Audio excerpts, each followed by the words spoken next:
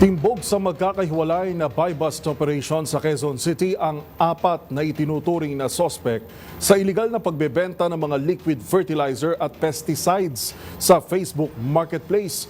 Babala ng mga otoridad, posibleng makapahamak ang mga naturang produkto kung walang lisensya ang naglalako nito. Ang mga detalye tinutukan ni Val Gonzales.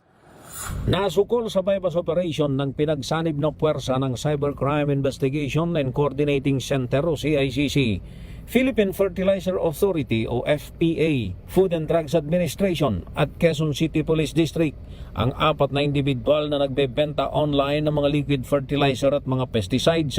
Kabilang sa mga naaresto sa EDSA kanto ng Kamuning Road ay 2 babae. Isang lalaki naman ang naaresto rin sa isang tindahan ng mga halaman sa Mindanao Avenue at isa pang babae sa halamanan sa loob ng Quezon Memorial Circle. Ayon kay CICC Undersecretary Aboy Paraiso, ang joint operation ay kinasa matapos na makatanggap ng reklamo mula sa FPA na may kinalaman sa iligal na pagbibenta ng nabanggit na mga produkto sa pamamagitan ng Facebook Marketplace.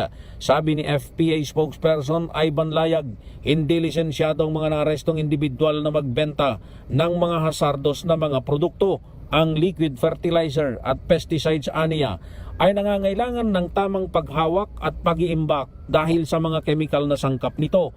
Nahaharap ngayon ang mga arestado sa mga kasong paglabag sa Anti-Selling of Fertilizer and Pesticides o Presidential Decree 1144 at paglabag sa Section 6 ng Republic Act 10175 o ang Cybercrime Prevention Act of 2012. Para sa MBC TV Network News, ako si Val Gonzales, DZRH, una sa Pilipinas, una sa Pilipino.